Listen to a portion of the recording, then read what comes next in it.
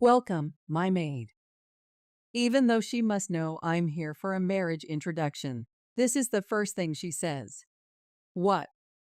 I let out a voice of confusion, thinking I must have misheard.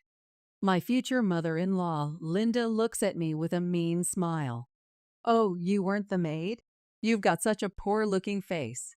And the fiance I thought was on my side betrayed me in the worst way. Glancing at my face, David bursts out laughing. You're right. She does have a poor-looking face. I'd love to see her parents. Really? I wonder if your parents would faint from shock at seeing a house as wealthy as ours. Linda and David kept looking down on me. They even looked down on my parents. I couldn't stand it any longer. I sent a message to my father while Linda and David were not looking. My father immediately replied that he will come right away. I'm going to get some fresh air. I can no longer bear listening to David's insults. Don't run away. David's crude laughter echoes. I left the seat to wait for my father's arrival. 10 minutes later, I introduced my father, Christopher, to David and his mother. Here's the slave's father. His voice is calm, but his eyes are not smiling. Wait, father? Linda, knowing my father's face, freezes in a grand manner. I am Susan, turning 30 this year. Working in a small company, I've lived my life trying not to stand out. Thus, my usual makeup is just foundation, and I prefer wearing navy or black. I don't wear contacts, and instead wear thick glasses due to my high prescription. The reason for being so thorough is because my father had a high-profile jobs, and I've been influenced by it since childhood. My father is an actor. Apparently, he was quite popular back in the day, often surrounded by women when walking through town. Though a supporting role, he appears on TV quite often and is moderately well known. Middle school was quite tough because of my father. Classmates would ask for his autograph, and their parents would ask to meet him. Since I refused all these requests, I was often criticized.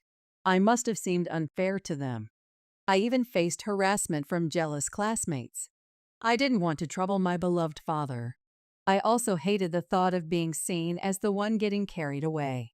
Struggling with these thoughts, I dressed plainly and went to a high school where no one knew me. Fortunately, I had a common surname, so I could live normally from high school. And maybe because of my plain appearance, men didn't approach me. Thus, I could enjoy a carefree student life. I loved talking about comics with my female friends, and those times felt like the happiest. I met my fiancé David after becoming a working adult. David worked for the leasing company of the copy machine our company uses. My direct interactions with David were minimal.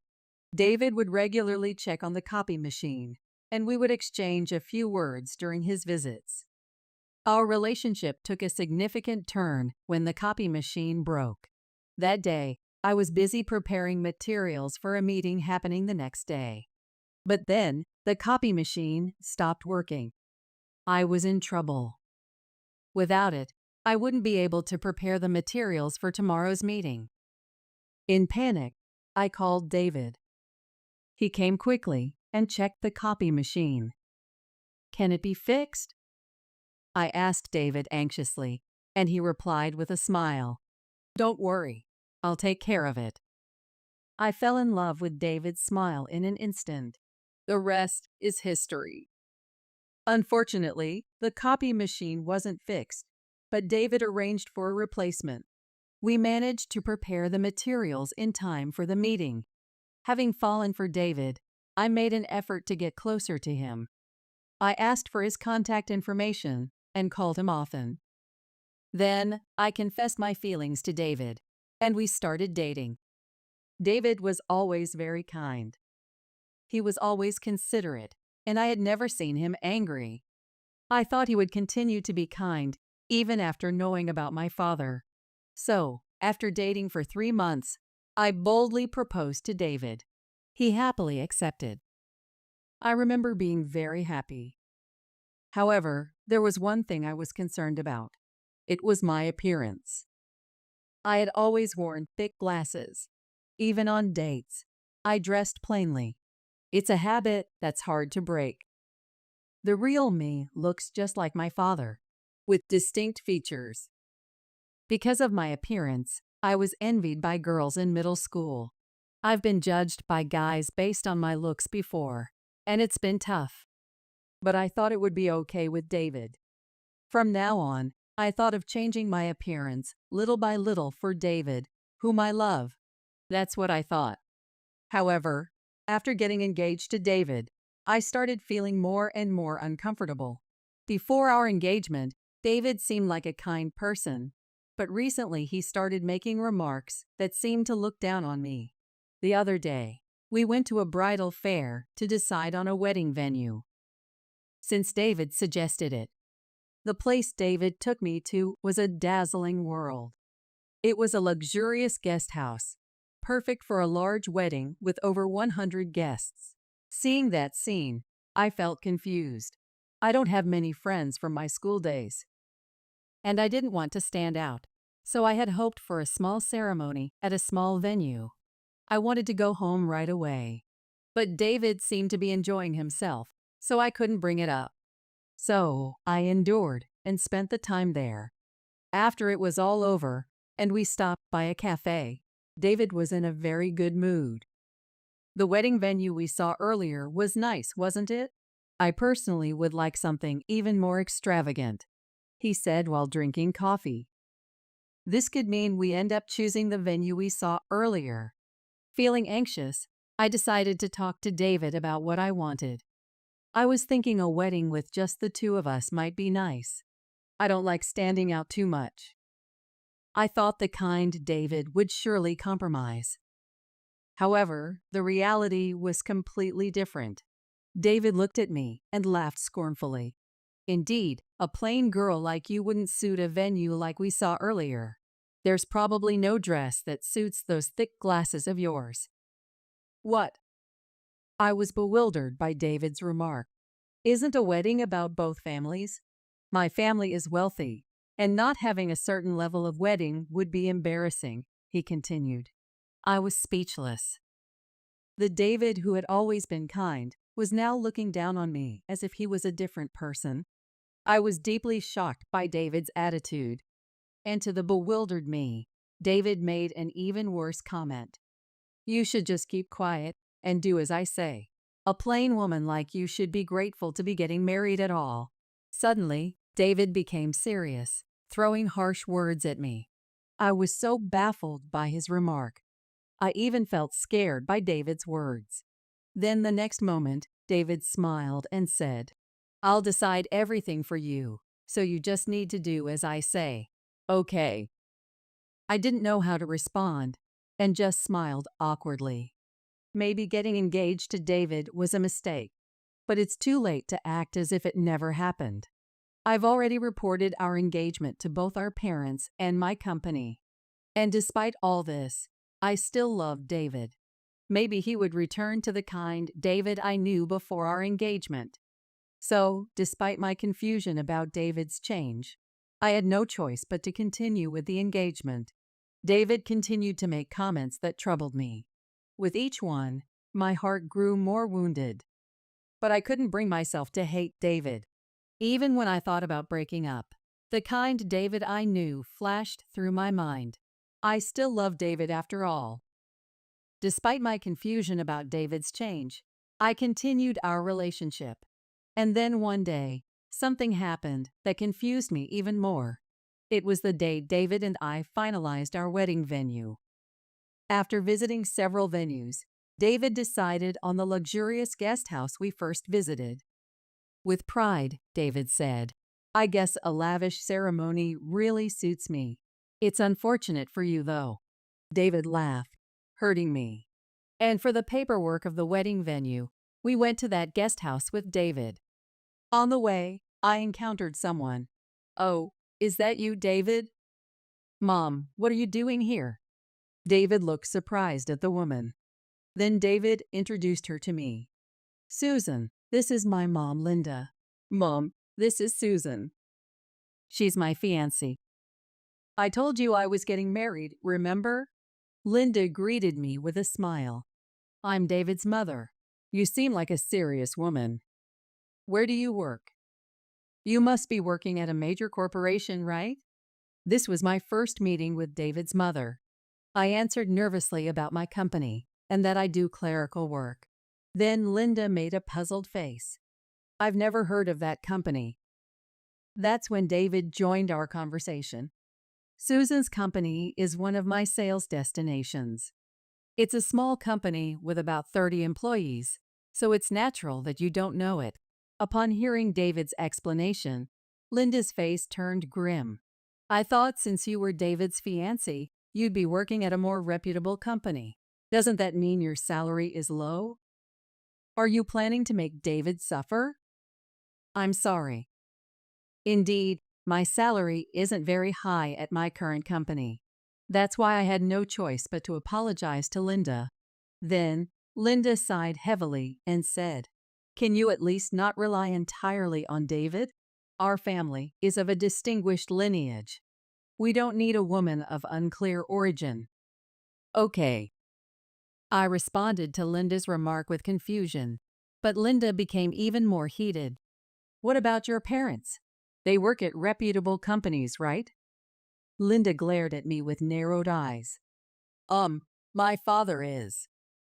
As I was about to answer Linda's question with confusion, my eyes drifted to her bag, because I saw something familiar. Then I fell silent. Seeing me, David spoke up. Come on, Mom. Calm down. We're going to visit the house and make our marriage introduction soon. All right, though I'm not really in a welcoming mood. Linda glared at me with a sour face. It seems my first impression on Linda was the worst. The path to marriage seemed too steep, and I secretly sighed. And then came the day of the marriage introduction. Wow. I couldn't help but mutter in front of David's family home. The scene before me far exceeded my expectations. Since Linda had mentioned that their family was of a distinguished lineage, I had expected David's family to be wealthy. But the reality before me was even more astonishing. The gate was automatic, there was an elevator inside, and there were even 10 luxury cars parked outside. Surely, they must be the hobbies of my father-in-law. David then spoke to me. Dad is out for work today. It's just Mom, so make yourself comfortable, David said with a smile. But my face became even more strained. Linda had been harsh to me last time. Surely, she will make some sarcastic remarks again. Then, David and I entered the living room where Linda was waiting. Hello. Thank you for the other day. I greeted Linda politely. The next moment, Linda said something unbelievable. Welcome, my maid. Even though she must know I'm here for a marriage introduction, this is the first thing she says. What? I let out a voice of confusion, thinking I must have misheard. Linda looks at me with a mean smile. Oh, you weren't the maid? You've got such a poor-looking face. A maid? How could she say something so terrible? Then Linda laughed with a look of enjoyment. David told me, it's okay to treat you like a maid. It seems like David just wanted to marry someone who would do as he says. Too bad for you. David, what do you mean? I asked David with a pale face. It must be a bad joke. I wanted to believe that. And the fiance I thought was on my side betrayed me in the worst way. Glancing at my face, David burst out laughing. You're right. She does have a poor-looking face. I'd love to see her parents. Maybe we could use her parents as our servants, too. David laughs vulgarly. Indeed, having someone obedient for free is attractive, but if they come to a wealthy house like ours, I wonder if Susan's parents would faint from shock. Linda and David continue to look down on me. And Linda asks with a laugh, By the way, what does your father do? He's not homeless, is he? That's not. Then David burst into laughter and replied to Linda, Mom, that's not a jobs. Since Susan is like this, it's certain he doesn't have a stable job. Ah, I'm laughing so hard my stomach hurts. David and Linda continue to look down on my parents. They assumed my family's education was low and decided they must have a plain appearance. I grit my teeth in frustration, listening to their remarks. Linda and David were too rude. They even looked down on my parents. I couldn't stand it any longer. I sent a message to my father while Linda and David weren't looking. I need you to come now. I also sent him the map to David's family home, which David had sent me for today's marriage introduction. I remembered that today was my father's day off. He must be relaxing at home right now. Fortunately, my father replied within a minute. I'm on my way.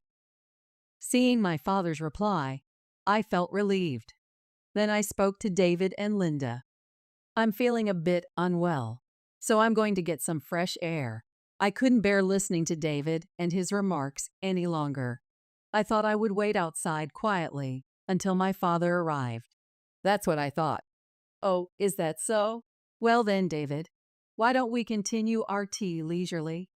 Linda seemed pleased to be alone with David. Susan, don't you run away. David's crude laughter echoed. I left the seat and waited outside for my father's arrival. 10 minutes later, my father appeared wearing dark sunglasses. Susan, what's wrong? Today was supposed to be your marriage introduction, right? I was surprised to be called out all of a sudden. My father asked me with a puzzled look. Dad, I'm just so frustrated. Seeing my father, I felt relieved and started to cry. No matter how much I tried to hold back, tears kept flowing. What's wrong, Susan? My father began to panic seeing me cry. I explained everything to my father.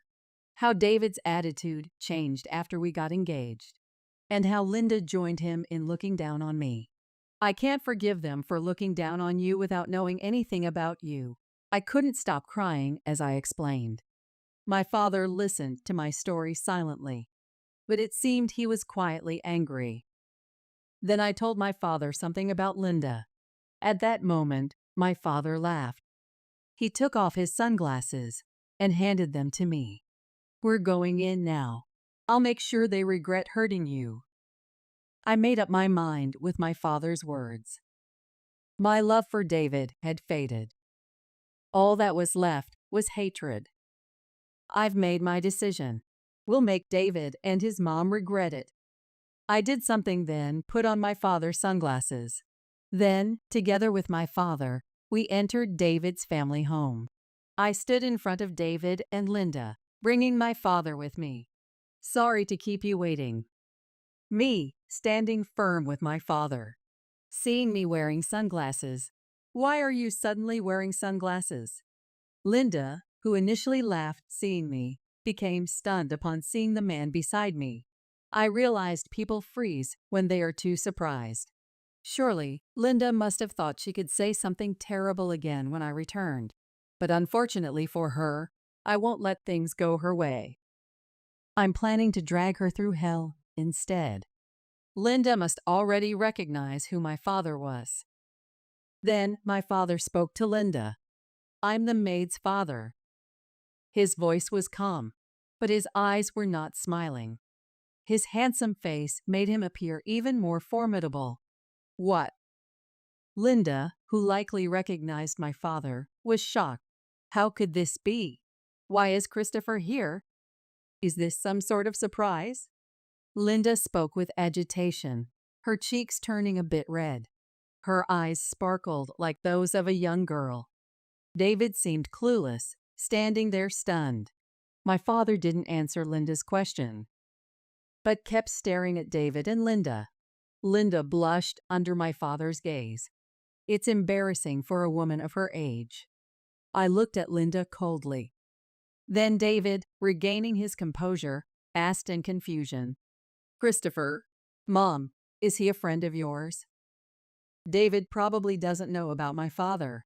I guess he's quite well known among Linda's generation. But younger people might not know unless they watch dramas on TV. Then Linda glared at David. David, how rude of you. This man is a famous actor and my first love. What? David looked incredulous. Then Linda turned towards my father, smiling and speaking to him. I'm a big fan of you, Christopher. See, look at this. Linda brought out her purse to show my father. It's a keychain that can only be bought by a fan club member. I've been a fan of you for over 20 years. Linda began to express her admiration as a longtime fan of my father. Mom. David seemed appalled by Linda's sudden change in behavior. Linda continued to speak to my father. Surely, the presence of her favorite actor had greatly elevated her mood. However, my father's gaze on Linda was very stern. Then, after remaining silent until now, my father finally spoke up. I understand that you're a fan of mine. However, did you try to treat my precious daughter, Susan, as a maid? Linda, who had been highly spirited until now, turned pale and froze. She trembled visibly, which was evident from her shaking. Ignoring Linda, my father continued, And you assumed I was homeless without even meeting me. That's quite rude of you. Saying so, my father glared at Linda. Linda started to panic. No, I didn't know Susan's father was you. Having you join the family is more than welcome. Right, David? Yes, of course. David seemed pushed by Linda. Then, Linda tried to justify herself to my father. I was dumbfounded listening to Linda. She had been looking down on me and my father until she saw him. And just like that, she changed her tone. It was nothing but distrust. If you look closely, Susan is a wonderful woman who resembles Christopher. And my earlier comments were just out of jealousy for fear of losing my son. If I had known about you, I would have behaved more politely. Linda desperately tried to make amends. My father looked at her as if she was bothersome. Watching their interaction, I thought, I can't let my father be troubled any further. This was my issue. I should be the one to speak up to Linda. So I told Linda, I'm breaking off the engagement with David, so there's no way you'll become family with Dad. What? Susan, I'm sorry. This is my chance to become family with Christopher. Please reconsider. Linda tried to persuade me with a face that looked almost tearful. After all her terrible behavior towards me, even her tearful face couldn't be trusted. I looked at her coldly. Yet, Linda thought she could somehow convince me seeing me silent. She smiled at me. You want to marry David, don't you? I won't oppose to it anymore. It's okay. I'll do anything for you. Linda clung to me, desperate to become family with my father. Her willingness to do anything was the complete opposite of her initial stance. I felt contempt for Linda, who changed her opinions so frequently. I murmured softly, No, thank you. What? What did you say? Linda tilted her head, as if she hadn't heard me. So, I shouted louder this time. I absolutely do not want to become family with you. What? Linda was taken aback by my outcry. I confronted Linda with my feelings. You made derogatory remarks the moment you heard about my job, and you spoke terribly about my father. I can never forgive that. I made my stance clear to Linda. But, seeing Linda turn to my father, as if realizing persuading me was futile, she spoke to him with a smile.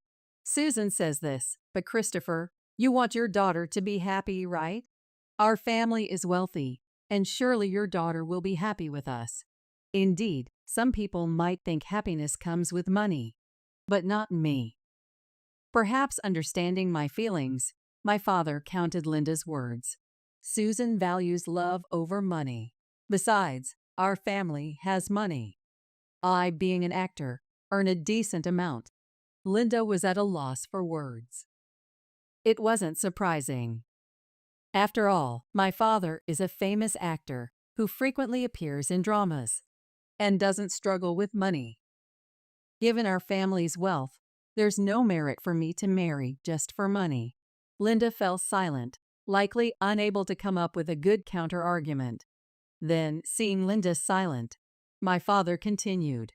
You say you're a fan of mine, but I despise someone who neglects my precious daughter. Could you please not call yourself a fan anymore? Saying that, my father glared at Linda. Then Linda burst into tears. If Christopher hates me, I won't be able to live. Linda sobbed uncontrollably. Until now silent, David began to speak. Seeing me silent, you've been making quite a remark, Susan. You'll regret it if you break off our engagement. No one will want someone like you. David laughed. Wait a minute, David. Linda, concerned about my father, tried to stop David. But David didn't stop. I chose a plain woman like you, thinking you'd be obedient. I was planning to cheat on you with cute girls once we were married. So annoying that my plans are not going to work anymore. Hearing David talk about things I hadn't even asked, I calmly realized there was never any love from David. He just wanted a convenient woman who would obey him. My love for David had long since faded. While I was thinking this, David kept making selfish statements. You. My father gritted his teeth, looking like he might grab David any moment. It seemed like my turn to fight back. Dad, wait. So I stopped my father. I let out a smile while still wearing my sunglasses. What's up? David seemed a bit taken aback by my composed smile. Is this still plain? I took off the sunglasses I was wearing with a flourish. What? David froze, looking at my face. It was only natural. I had applied makeup after meeting my father and crying. Normally, I only wore foundation. But now, I had on eyeshadow, mascara, and eyeliner. I had done my makeup right after crying over meeting my father. Though it was just eye makeup, I think it significantly changed my appearance. Is that really you, Susan? David's face turned a bit red. He must have been mesmerized by my makeup-enhanced face. Yes, it's me. I've always downplayed my looks to avoid standing out, but I've decided to stop hiding myself. Until now, I stood out unwillingly because of my father. So I had been modest to avoid attention. But being spoken ill of by David and Linda made me think it's okay to stand out a bit and show my true self. David, with a flushed face, said, If you had been like this from the beginning, I would have been nice to you. Even now, we can start over. Come on, let's get engaged again. And introduce me to some beautiful actresses through your father. Who would go on with the engagement now? And the audacity to ask for actress introductions. I made my stance clear to David. The engagement is over. I don't need someone like you anymore. I'll cancel the wedding venue too. What? David was stunned. But I wasn't about to let him off that easily. I continued to corner David. Of course, you'll be bearing the cancellation fee for the wedding venue. That's only fair. Linda exclaimed in confusion. Wait a minute. It's too much to bear the entire cost. David, looking perplexed, was unable to retort. Then my father spoke up. Why not have David's father cover it? With all those luxury cars, it shouldn't be a problem, right? My father said this with a refreshing smile. Here, I played my trump card. If you're not satisfied, we can go to court. But remember, my father is a famous actor. News about this might provoke his extreme fans, who could retaliate. My father has many enthusiastic fans. A critic who once bad-mouthed my father as a poor actor faced severe consequences. Prank calls, letters with knives. The extent of the harassment was unimaginable. It was even covered in the news at one point. Linda, recalling that incident, turned pale. She frantically persuaded David. David, you must bear all the cancellation fees. We don't know what might happen. Seeing Linda's expression, David seemed to grasp the gravity of the situation. What? Are you kidding? David fell to his knees, a look of despair on his face. I don't need you in my life. Dad, let's go home. Ignoring the dejected David and Linda, I left the place with my father. The engagement with David was thus broken off for good. And David ended up being responsible for the entire cancellation fee of the wedding venue. It turns out my father-in-law is the head of a company, and my father had once appeared in a commercial for that company. Because of this connection between my father and my father-in-law, my father informed him about David and Linda's actions. Naturally unaware of the situation, my father-in-law was furious. He confronted David and Linda harshly. He even pressured David to bear the full cost of the wedding venue cancellation. As a result, David was saddled with a hefty financial burden. The repercussions extended to Linda as well. She was faced with divorce initiated by my father-in-law. Their treatment of us was one thing, but that wasn't the only reason. Apparently, Linda had a habit of wasteful spending. She had spent a considerable amount on fan activities for my father. The source of this spending was my father-in-law's money. It seems my father-in-law had already lost patience with Linda. Moreover, my father revealed that Linda had sent him rather inappropriate love letters. I want to divorce and marry you, Christopher. My current husband is just a source of money. She had written such content in love letters to my father. This enraged my father-in-law.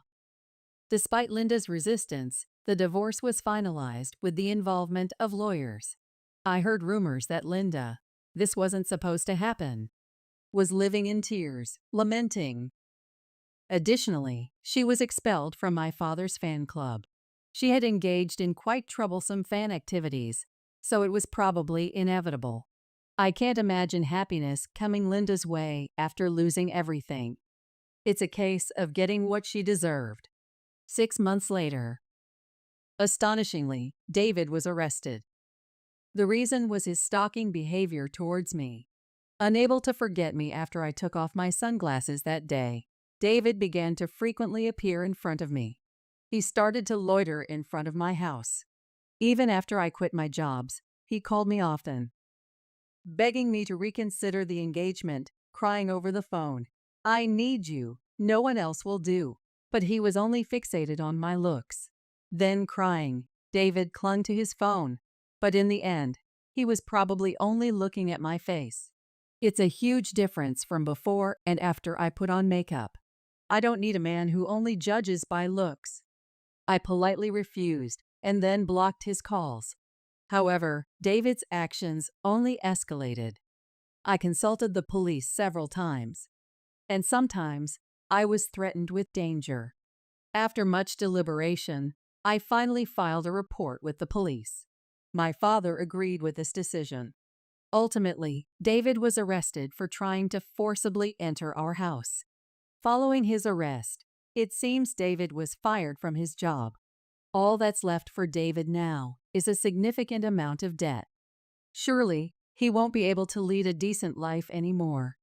It's the punishment for looking down on people so much. Since then, I have been working as my father's manager. The job is much more challenging than my previous clerical work. Managing my father's schedule, accompanying him on site visits, making rounds of greetings, to negotiating salaries. Previously, I was just commuting between the company and home as a clerk. I only occasionally talked to people in the office and mostly faced the computer. Now, meeting people has become the main part of my job, and I talk much more. It's a big change from before. However, I now find it incredibly enjoyable. Being a manager is a glamorous job, but it's not just about that. I support my father behind the scenes so he can concentrate on his acting career. The work hours are irregular, and adaptability is required. Above all, it's a job that allows me to support my father closely. I want to repay him properly for all the worry I've caused. It's a job I've just started.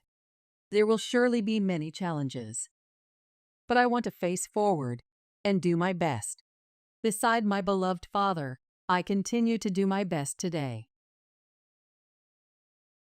I never filled out the paperwork for our marriage, and there won't be any division of assets. I'm marrying my 20-year-old employee. Christopher's eyes sparkled as if his prank had been a huge success. Surprised, huh? The truth is, we're not officially married.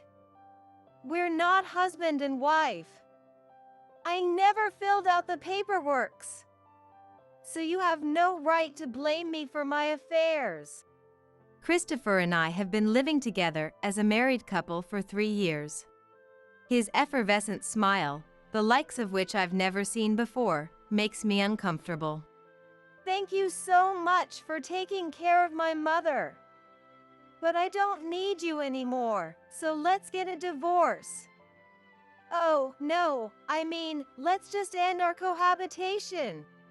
I can't hide my shock at his confession from the bottom of my heart. You're lying, right? Please tell me this is some kind of joke. I was filled with disbelief. Wait, you don't know anything? The more he laughs, the calmer I become. Because it's Christopher who doesn't know anything and is misunderstanding things. I'm Patricia, 32 years old. I've been married to the company president for 3 years. We don't have any children yet. Hearing just that, you might think I'm a graceful wife, but in reality, I'm living a pretty tough life. Your posture is terrible. Straighten up. Oh, I'm sorry. When my mother-in-law Barbara scolds me, I immediately straighten my back.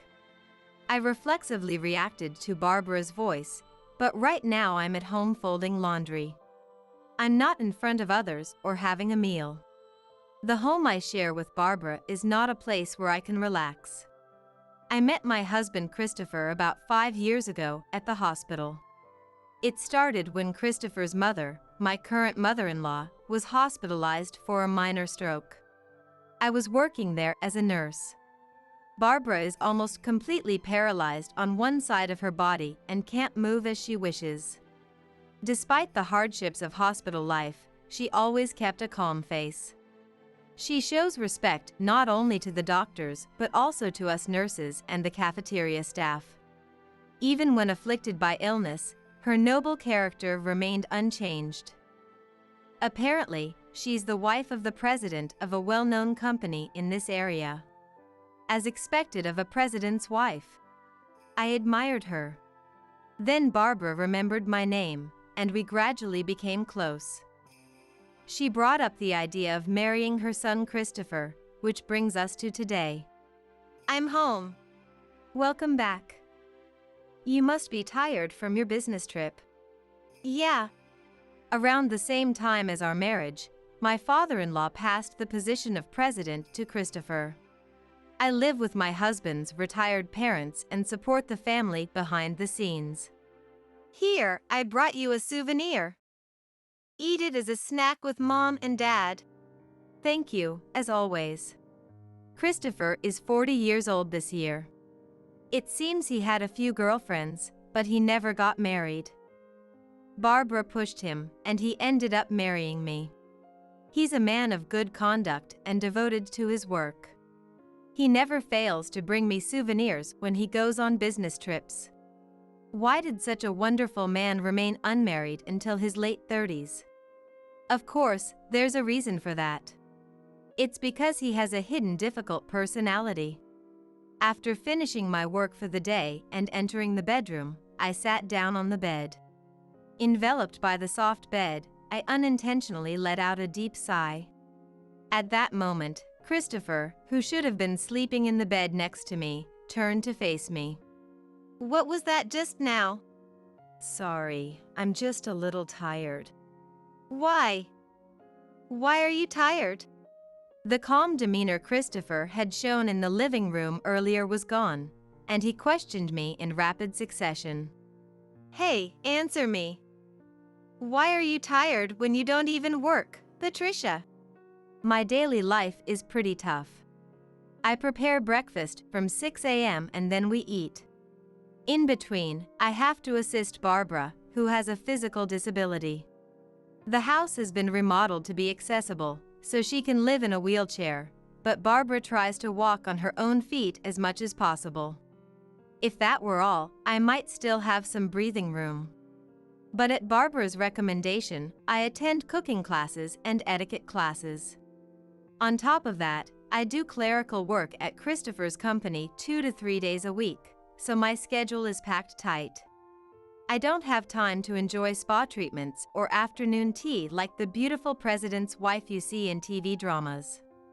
Moreover, Barbara is always watching, so it's impossible to take even a short break on the sofa. Taking care of the house and your mother-in-law is a given as my wife.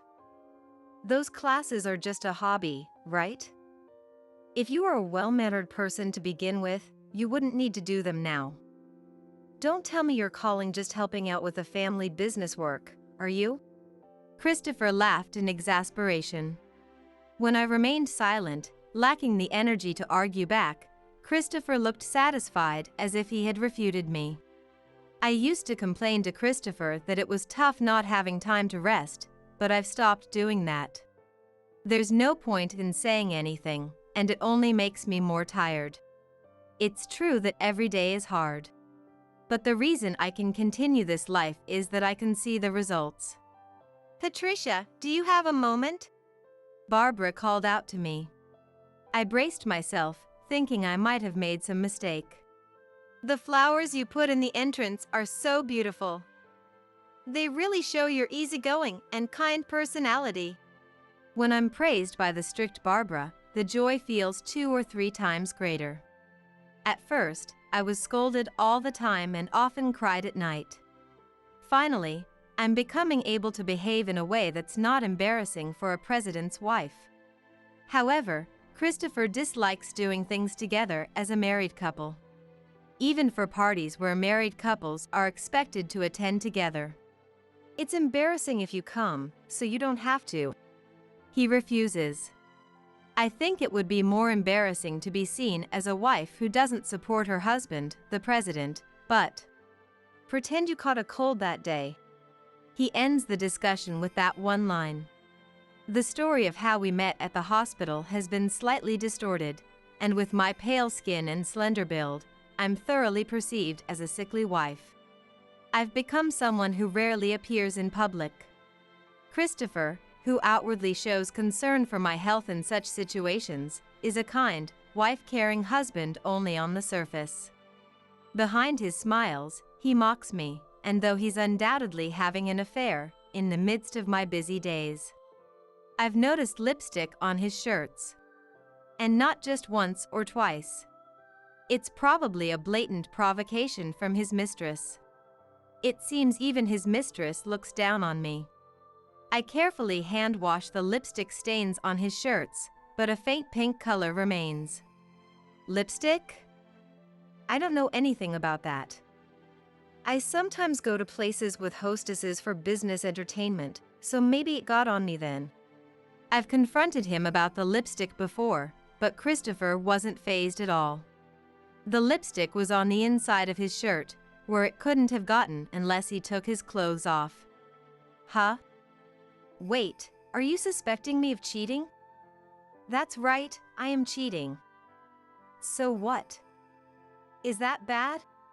Though I was determined not to let him make excuses, Christopher's cheerful and composed demeanor left me speechless. Just kidding. I don't have time for an affair. I'm an extremely busy president, you know. I'm occupied with business trips and entertaining clients. Oh, I have another business trip next week. I feel like I might collapse from overwork. I'm not like you, with too much free time on your hands, imagining strange things. I work so hard to provide you with decent meals, even sacrificing my sleep, and you say such horrible things. But you know what? What if I really were having an affair? You want to get divorced? Even though you're unemployed? I wonder what I hoped to achieve by pursuing Christopher's infidelity. I had expected him to either apologize or get upset. I never thought he'd tease me with a twinkle in his eye. His unexpected reaction stops my thoughts. The word divorce flashes in my mind. But I don't have the time to think deeply or the energy to take action. Just the same hectic days passed by as always. Then one day, I was scolded by Barbara. You are Christopher's wife. Behave in a way that doesn't embarrass you as a wife and a member of this family. She may have noticed my cold attitude towards Christopher. Barbara's words weigh heavily on my already burdened heart. Furthermore, Barbara presented a harsh proposal. Patricia, you need to work more. What? Work. I'm already exhausted. I thought I was doing a perfect job with the housework, but what kind of unreasonable demands will she make now? Work at our company. Not just a few days a week, but more. That's what Barbara said. I unconsciously shouted. Impossible. I can't. For the first time, I saw Barbara's mouth hanging open in surprise. My brain tells me not to say it, but my mouth moves on its own. I've had enough. It's impossible. I can't work any more than this. Your son's wife isn't free labor. I'm not a convenient tool to be used for free. I can't do any more than this without even getting paid, just because I'm your son's wife. My voice cracked halfway through. It's pathetic to cry in front of others as an adult, but I couldn't hold back the overflowing emotions. Actually, I'm being forced to work for free at Christopher's company. Even if I receive a plentiful living allowance, my spirit is just wearing down without being compensated for my labor. Barbara's face, frozen in shock, quickly contorted. And from Barbara's mouth, I hear unexpected facts and plans. In the end, strongly urged by Barbara, I prioritized work. I quit the etiquette classes, but I have no time to rest as I do housework, support Barbara, and work. I convinced myself that the busier I am, the better I can forget Christopher's betrayal. But one night, Christopher's ultimate betrayal is revealed. Can you leave now? Suddenly being told this late at night in the bedroom, I lifted my heavy eyelids, already half asleep. Christopher stands with his arms crossed, looking down at my face from above. Why? I'm already sleeping. If you don't like sharing a bedroom, you sleep in the guest room tonight, Christopher. It's a stupid prank to deliberately wake me up and try to kick me out. Christopher is grinning as if he's plotting something. He's probably been drinking. That's why he's become bold and is picking a fight. Huh? Don't get the wrong idea. I want you to leave this house, not just this room. I rub my eyes and tilt my head. Christopher raises his chin and smiles, looking pleased. For now, get up. You're not allowed to be here anymore. Get out right now. We're getting divorced. Oh, wait. Maybe I won't divorce you after all. He's saying strange things. Maybe because I'm still half asleep, I can't understand the meaning. Why a sudden divorce? Huh? Did you get serious with your affair partner? It feels like I'm dreaming. Since Christopher was laughing, I wasn't scared of him and I couldn't help but to ask him straight. After I spoke, it crossed my mind that Christopher might get angry, but unexpectedly, he opened his eyes wide and burst out laughing. He was laughing so hard, clapping his hands and holding his stomach. You're misunderstanding. You have no right to accuse me of cheating. You're making one big mistake. Didn't you know about that? Of course you wouldn't. Just when I thought he was suddenly provoking me, the next moment, he made a shocking revelation. I'm marrying a 20-year-old employee. I never filled out our paperwork for marriage, so there's no property division.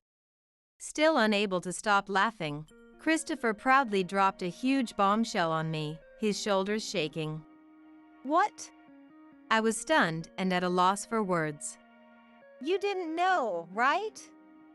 Believe it or not, we're not married. We're not husband and wife. The truth is, I never filed for a marriage license. That's why you have no right to blame me for cheating. Patricia, your mouth is hanging open. You look stupid. Oh well, I guess it can't be helped. It's shocking to be told we're not married, isn't it? Christopher's eyes sparkled as if his prank had succeeded. We had been living together as husband and wife for 3 years.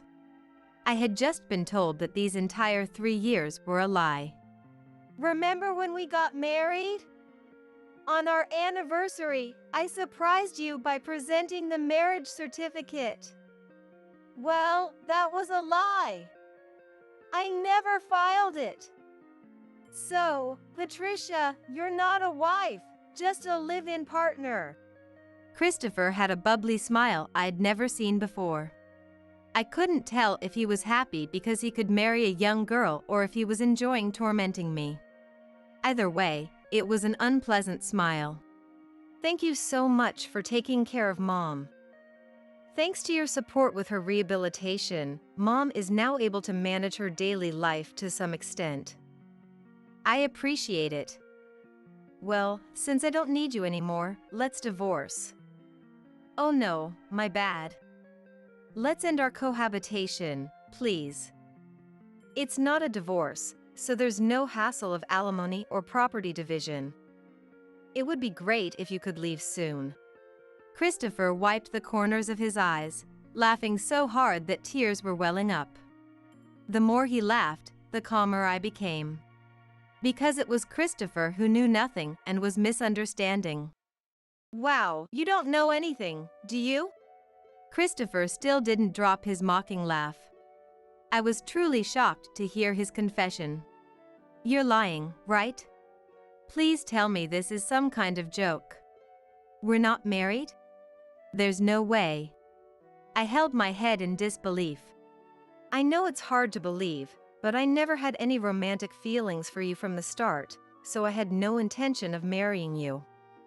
But I needed someone to take care of Mom, and I was at a good age, so I figured I could keep you by my side as a wife temporarily. I can't believe this. Yes. It's unbelievable, right? But I'm tired of laughing, so accept the reality. It seemed Christopher's laughter had settled down too. He must have been satisfied after thoroughly insulting me. No, I still can't believe this. I was still in shock. Christopher, who was satisfied on his own, now began to get irritated with me for not keeping up. What is it with you? We're not married, so get out. You're slow on the uptake. Normal people would understand. I can't put it any simpler than this. That's not it. I took a breath and told him. I can't believe you thought we weren't married. I looked straight into Christopher's eyes and conveyed it. If we're not married, why do I have the same last name as you? I caught a cold a few times and went to the hospital, and I've renewed my driver's license. I've been living with that name for 3 years. There's no way we're not married. Now it was Christopher who couldn't understand. Did you really think you could deceive me for years just by not filing a marriage license? That kind of lie would be exposed immediately, wouldn't it? Didn't it ever occur to you that it might be exposed through hospital or government procedures? Christopher's gaze darted back and forth, becoming restless. He finally seemed to realize that he was no longer in a position to laugh. I really can't believe you. Christopher's plan was far too foolish. He appears to act like a respectable president in public, but I worry about how empty his head must be. I can't believe this. You've been deceiving me? For some reason, Christopher acts like he's the victim, stumbling backward. Deceiving? I never imagined you thought we weren't married in the first place. That's a lie. Then when did you realize I was single? The day after you surprised me with the marriage certificate. Wait! You knew that long. As Christopher's body recoils in shock, I can't hide my own surprise. We had finished our engagement party and started living together a month before the wedding. But Christopher insisted on having the ceremony on a special day like Christmas or a birthday, so he kept delaying submitting the marriage paperwork. I had been waiting all this time, only to be suddenly told about a surprise wedding on some anniversary. You were so particular about the wedding date, so I found it odd that you decided to get married on the anniversary of our first movie date. I don't even remember that anniversary. It was just an excuse, wasn't it? Christopher hunches his shoulders, making himself smaller. I continue speaking in a monotone. But the next day, I found our marriage paperwork tucked in a stack of old newspapers. I was so puzzled about why it was there when it should have been submitted to the city hall. Just as Christopher tilts his head in feigned confusion, the bedroom door swings open. I instinctively straighten my posture. There stands Barbara. That's right. I was the one who found that unsubmitted paperwork. I was baffled by such an oversight. I hurriedly leap off the bed and rush over to Barbara, who was leaning against the wall. As I lend her my arm, Barbara fixes her sharp gaze on Christopher. Dismayed by your carelessness, Patricia and I went to submit that paperwork ourselves. To think you intentionally didn't submit it. How dishonest of you! Scolded by Barbara, Christopher's demeanor takes a complete turn. He suddenly prostrates himself on the floor, shouting apologies at the top of his lungs. I'm sorry. It's not like that. I just wasn't ready to get married yet, but I did intend to marry her someday. Even though you've been deceiving Patricia all this time? Christopher desperately searches for his next excuse, shouting again. That's not it. I forgot we weren't married. Did you also forget what you just said a moment ago? You're the one who blurted out that you weren't married. You were so loud, the whole house could hear you. Not that I make a habit of eavesdropping. Christopher opens and closes his mouth, but no words come out. He probably envisioned kicking me out so he could happily marry his young, pretty mistress. And his parents would welcome such a bride with open arms. That must have been the blissful plan he had in mind. Too bad. He can't get rid of me that easily, and Barbara is furious with him. His dismay is plain as day. Philanderers tend to get carried away in their own heads, unable to accurately predict other people's reactions. Your excuses only make you look pathetic. What you first spat at Patricia must be how you really feel, right? Mom, I'm sorry. Barbara lowers herself and grabs Christopher's head in a vice-like grip. Forcing his face upward, Christopher's lips tremble. Don't you think you're apologizing to the wrong person? Huh?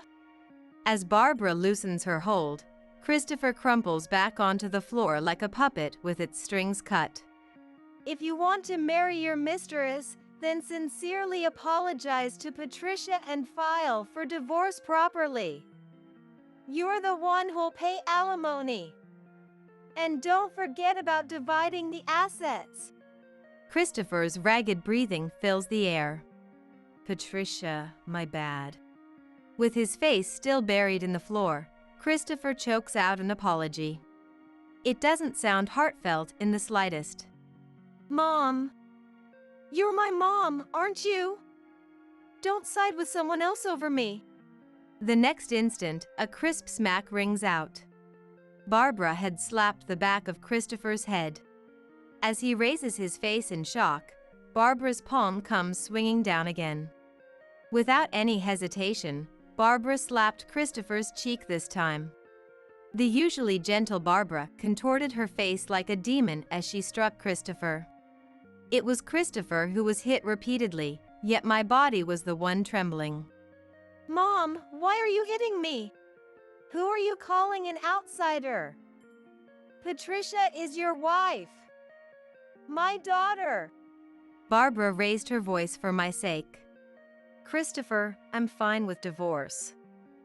I was prepared for it to come to this. I dared to smile at the cornered Christopher. This seemed to ease Christopher's tension a little. I hope you can finally find happiness by marrying that 20-year-old girl. Thanks, Patricia. You weren't a bad woman either. I hope you find happiness in your next marriage too. Oh wait, that's impossible. You're already over 30, right? Just when the atmosphere was getting better, Christopher couldn't bring himself to wish for my happiness. He had been looking down on me all along. Barbara let out a deep sigh, prompting Christopher to hastily compose himself. Just as Patricia says, divorce properly and start a new life with the woman you love, Christopher. There's no need to continue a broken marriage. Yeah. I'll do that then. With Barbara's blessing for his marriage to the other woman, Christopher relaxed his face. Patricia, I'm really sorry. How insincere.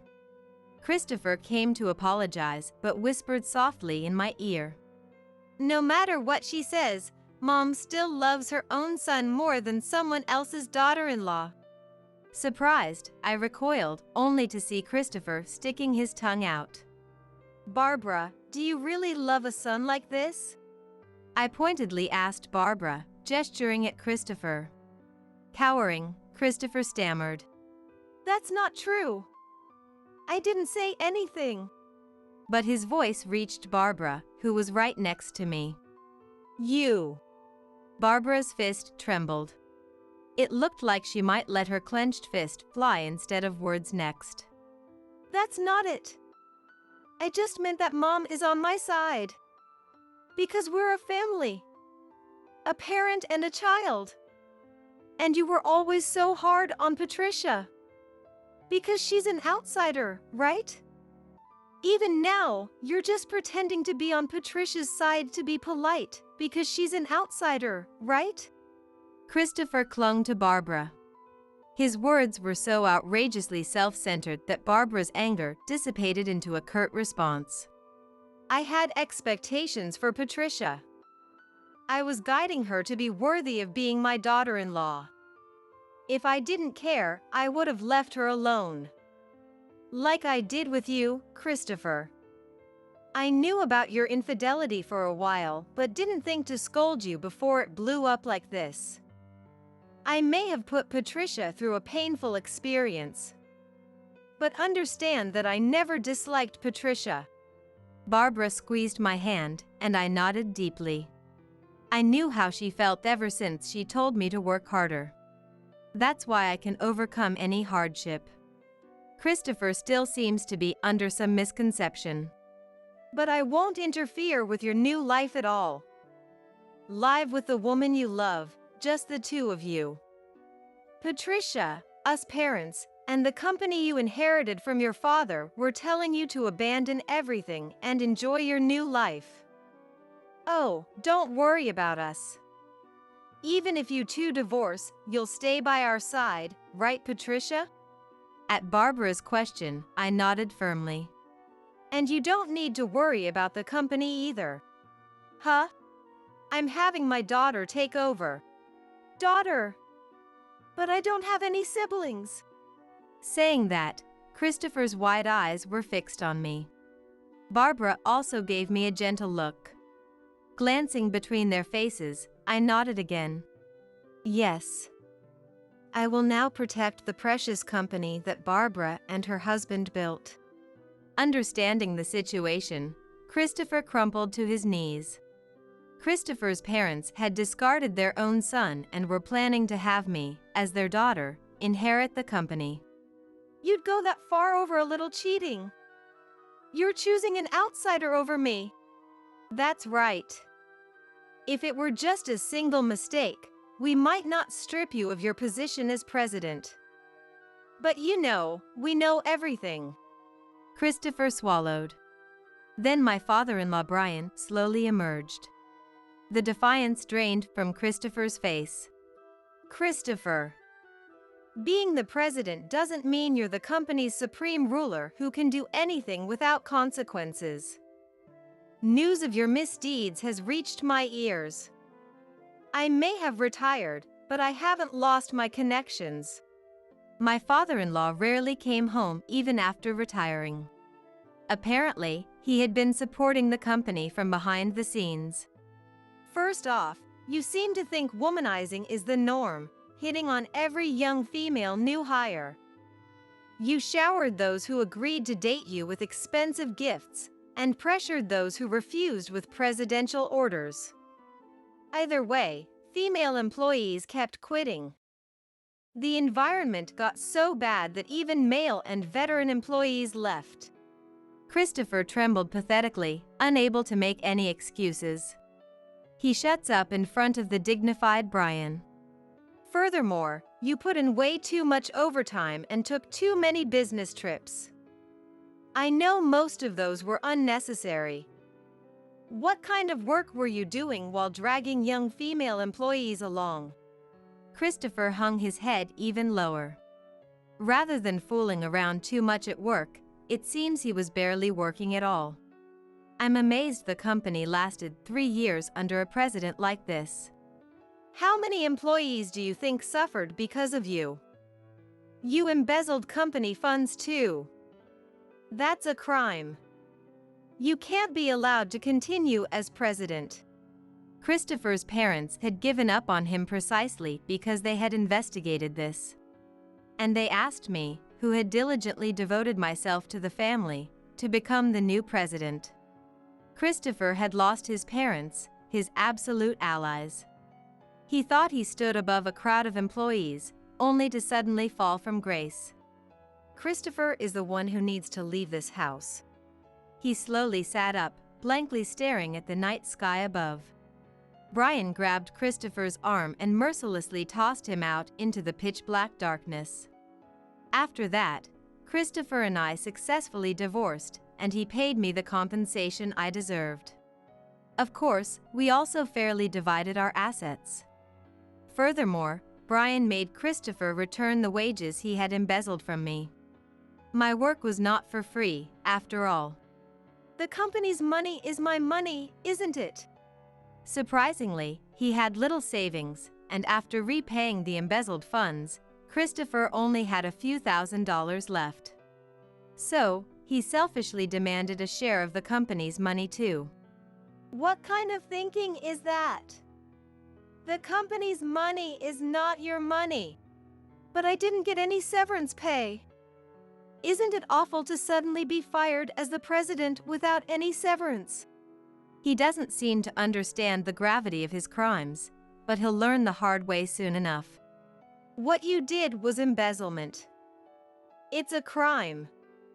It's only a matter of time before you get arrested. Did you really think there would be no punishment after flagrantly embezzling on such a large scale? What? Really?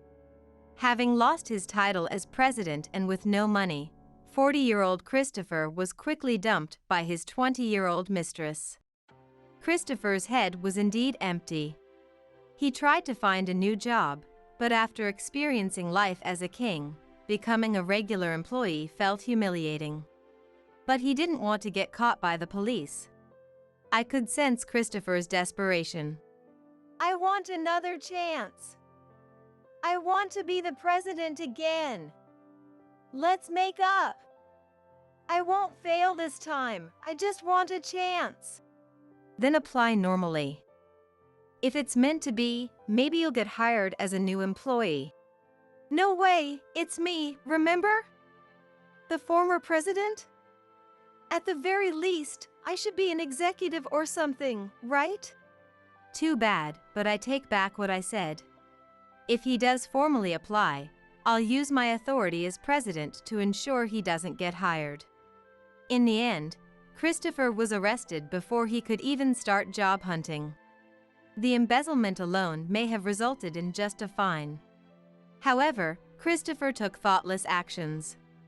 Patricia, you're the only one I have left. Please help me. One day, I answered a call from an unknown number, and it was Christopher. His hushed voice sounded withered and desperate. At this rate, I'm going to be thrown in prison. Hide me. And tell the police I didn't embezzle anything. Apparently, when he was about to be arrested, he tackled a police officer with all his might and ran away. Where are you now? The small park near my house? Got it. I'll come right away, so wait there. In a sense, he had attempted marriage fraud with me, committed adultery, embezzled funds, and now fled from the police. He was likely acting on impulse without thinking deeply. It made me wonder how such a son was born to his wise parents. Patricia, thank you. Everyone abandoned me after I stopped being the president, but you're different. I finally realized it. I love you, Patricia, who loves me. In fact, I had just received a call from the police saying Christopher had escaped. One of the officers hit his lower back and was taken to the hospital. I had no obligation to hide Christopher. Cooperating with the police was my only choice. I'll be hiding in the park waiting for you to come. It wouldn't be me going to Christopher, but the police.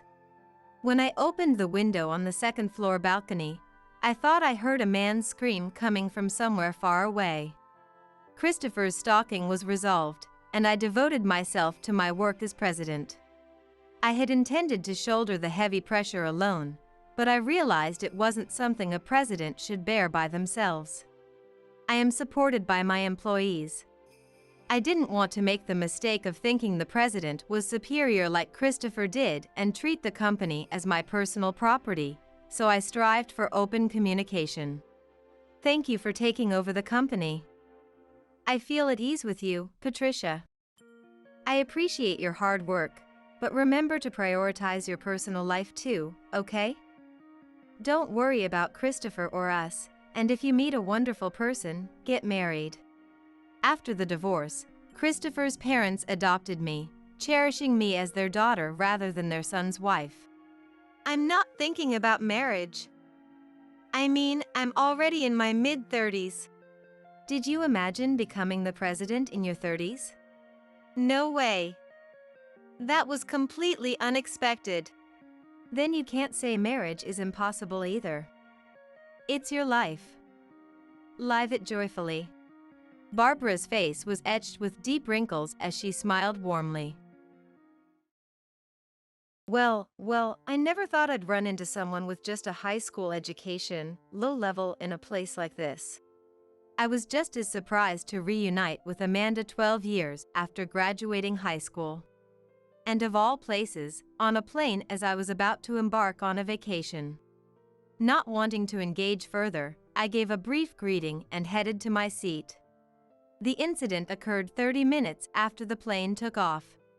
Nobody move. A suspicious man stood behind the flight attendant. Apparently, the plane had been hijacked. I had no choice. Luckily, I was seated on the opposite aisle from where the hijacker was, so I tried to crawl on the floor unnoticed and inch my way behind him. Huh? Seeing me crawling around on the floor, Amanda looked at me with a mixture of fear and bewilderment on her face. Her expression seemed to say not to do anything unnecessary, but now was not the time to worry about Amanda. I had to find a way out of this situation no matter what. My name is Sarah. I'm a 30-year-old Navy sailor. I'm one of the few women assigned to an escort ship, working as a communications officer. I'm not at sea all year round, but I'm often out on the ocean for training and other duties. Usually missions end peacefully, but occasionally we have to rescue stranded ships, transport supplies during disasters, warn suspicious vessels. Unsettling things do happen. Because of that, I've built up a tolerance for trouble and have grown bolder over the years. Some of my colleagues even say I could be a female ship captain in the future. As a government employee, I basically have weekends off and get extended vacations. During disasters, I have to cancel my time off, but normally it's an ordinary life. I can travel and spend my days off freely. That said, I've developed the habit of staying prepared for emergencies, so I don't really feel like traveling far. Even so, I decided to enjoy a vacation as I turned 30, planning a typical but fun trip to Hawaii. The day finally came and I boarded the plane with a mix of anticipation and nerves. Basking in that happiness, an unpleasant voice stopped me. Well, I never thought I'd run into someone with just a high school education, low level, in a place like this. Only one person in my life would start talking to me so rudely without even a greeting. Someone I thought had faded into distant memory. It ruined my good mood. Hello. Not wanting to engage further, I gave a brief greeting and headed to my seat. Hey, you. Wait a minute. But Amanda seemed to have more to say and followed me to my seat. Is that any way to act when an old classmate is happy to see you again? Are you just feeling awkward because it's so clear who's winning at life? Winning? I don't feel like I've won or lost anything.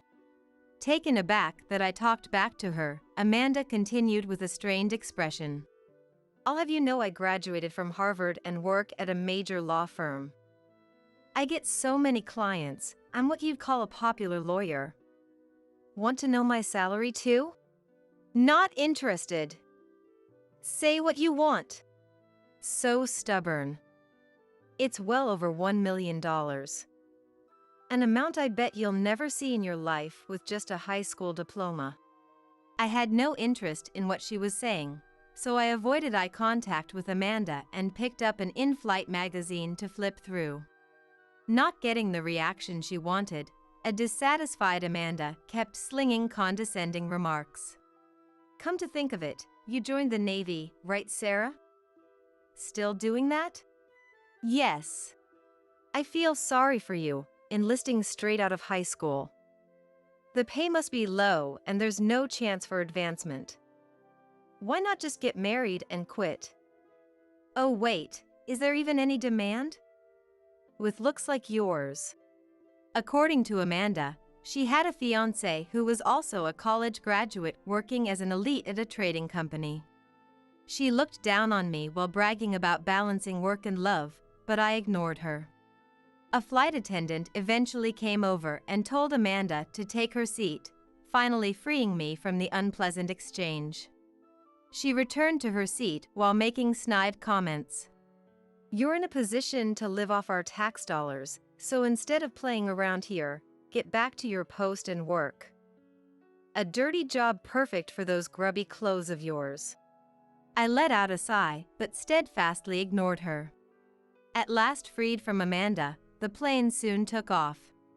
About 30 minutes after rising above the clouds, getting on course, and the fasten seatbelt sign turning off as the aircraft stabilized.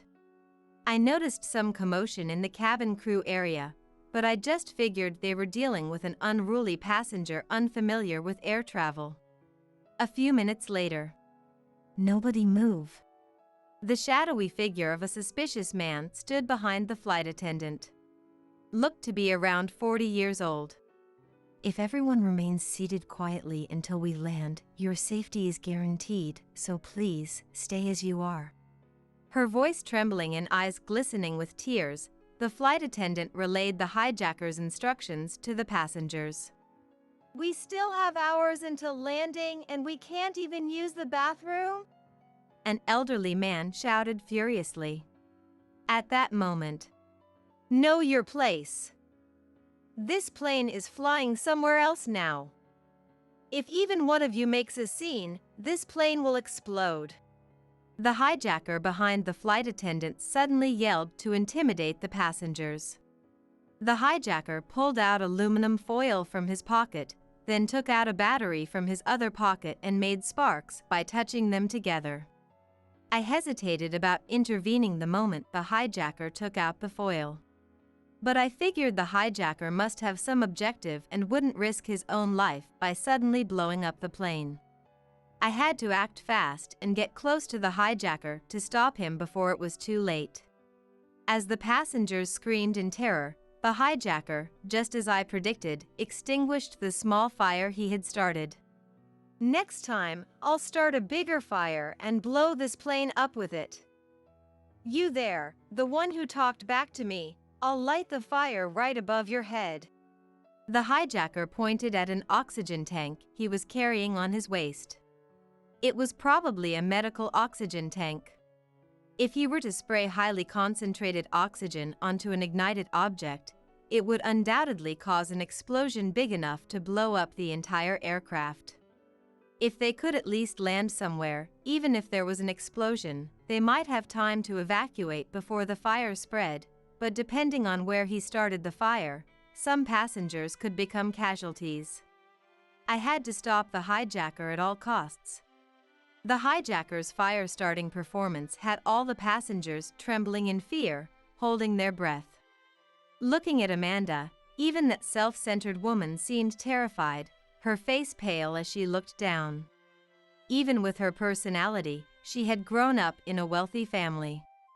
Both her parents were doctors, and she had planned to go to medical school herself, but struggled with science courses, switched to the humanities, and decided to become a lawyer instead.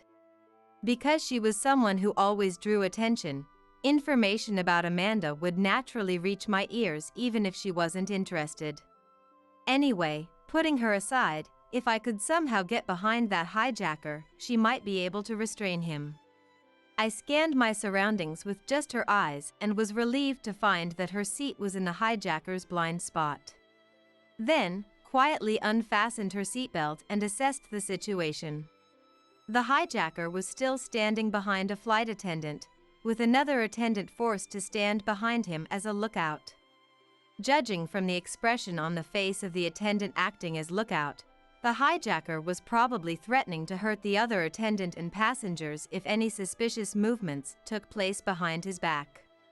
How could I get close without causing trouble for her too? Just as I was contemplating this, a well-built man started to put the hijacker into a headlock. This was bad. Rash actions could be fatal. They mustn't provoke him. Ah! The man had burned the hijacker's foot using aluminum foil and a dry cell battery. You! I told you to stay put or I'll blow up this whole plane. I'll make an example of your crime right here and now. I won't detonate it right away. Not until everyone here fully regrets their own stupidity and mistakes. With those words, the hijacker started a small fire near the emergency exit where there were no passenger seats, and quickly extinguished it. Whimpers could be heard over the terrorized silence. Then children began to cry. Yeah, hurry up and admit your sins like that. I had been worried the crying might irritate him, but the hijacker seemed pleased the more frightened the passengers became. Well then, before you die, let me tell you the story of my life. The hijacker began to recount his motive for the hijacking. I had to retrieve that oxygen tank somehow. If it was opened and exposed to even a little spark, it would be the end. My father was an international airline pilot. That's right, he flew this very route to Australia. He was a workaholic who neglected me and my mother. I bet he was getting cozy with young flight attendants. He rarely even came home. Stayed in hotels after flights. Even when my mother was sick and suffering, he didn't come to see her. He was the worst. So I decided I would have my revenge on him. The hijacker was lashing out indiscriminately. The passengers began to feel both fear and anger. Even on the day my mother was on her deathbed a year ago, that bastard knew she was in critical condition but flew this route as usual. He didn't stay with her to the end. He prioritized these frivolous passengers over her. I was trying to find a way to get back at him, but then he went and got sick himself. According to the hijacker, if leisure travelers didn't exist, His father wouldn't have flown the plane and could have been at his mother's side when she passed. But the person he most wanted revenge against was in a hospital room where he couldn't reach him. So his anger was being directed at the passengers. That's why I'm going to tarnish his reputation right here. Excuse me, I'm a lawyer. If you want revenge against your father, why not file a lawsuit? I'll take your case pro bono as a special service. I'm on this flight for work. Please don't lump me in with the other terrible passengers. I was surprised had the gall to make such a suggestion in this situation. Amanda was tougher than me had given her credit for. Huh? Who the hell are you? You want me to burn you too? I'm not going to forgive that man through some simple method like that. A lawsuit would only get money. I hate selfish, stuck-up women like you the most. My father looked down on people too, thinking he was some elite. It was a big chance that Amanda had drawn the hijacker's attention. While they were arguing, I slowly and silently pressed her body flat against the floor. Then she began crawling like a lizard. Don't tell me you're Captain Smith's son? But I couldn't be bothered with that now. I was trying to get closer to the hijacker from that very spot. In an instant, her chance had turned into a crisis. Amanda noticed me crawling on the floor and gave me an exasperated look. Huh? Who are you? Seems like you know my dad. What are you, his mistress? Captain Smith doesn't have a mistress. He cared about his family more than anyone. That's easy to say. I don't know what lies he told here, but his actions didn't match. If he cared so much about family, why didn't he come home? Why did he stay at hotels, and who was he staying with? I knew the reasons. But explanations would have to wait. I knew she had to restrain the hijacker as soon as possible. Since she couldn't approach from behind, she needed to find another route. I won't allow you to insult him. You can use me as a hostage, so please release the other passengers. Good grief, feisty women are such a pain. What's in it for me, huh? If you want to make it out of here alive, shut your mouth. The hijacker grabbed the senior flight attendant by the collar and slammed her to the floor. I was convinced. This hijacker wasn't serious. The moment the hijacker created an opening by talking at length, another male passenger lunged at him. I was internally frustrated that the situation had once again taken an unfavorable turn due to someone's reckless actions. It seemed this flight was full of rash amateurs. Even if this hijacker had no real intention of blowing up the plane, the fact remained that he was holding dangerous items. Even if the hijacker didn't mean to, if those were accidentally set off, they would all be obliterated. I sincerely wished they would stop provoking the hijacker any further. Sure enough, the hijacker became enraged and began grappling with the male passenger who had jumped him. If that oxygen tank was activated, it would be disastrous. There was no other choice. Thanks to their scuffle, the hijacker was completely unaware of Sarah's presence. I quickly crawled on her belly, aiming for the hijacker's back. Huh? Seeing me slithering around, Amanda looked surprised.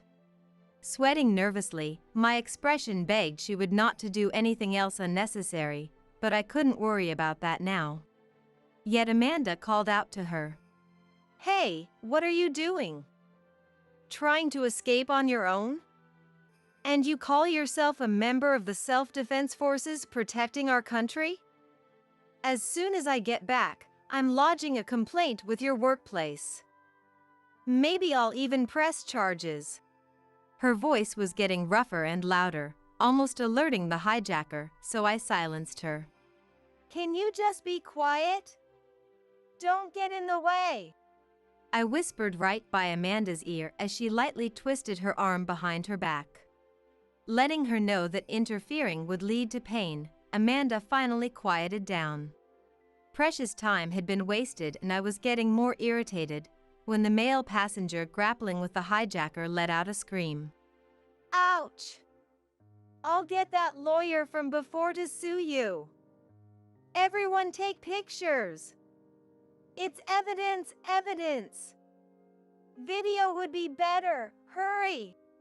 Amanda whipped out her smartphone, looking eager to film, so I twisted her arm again to stop her. It was dangerous to carelessly excite the hijacker. Hey, can you learn already? I said don't do anything unnecessary. When I spoke forcefully, Amanda muttered under her breath so only I could hear, "I'll sue you too." Meanwhile, the agitated hijacker reached for the oxygen tank. "You, confess your sins to everyone here." I don't care about my life. I'm ready to do this any time. I had to prevent him from opening that valve at all costs.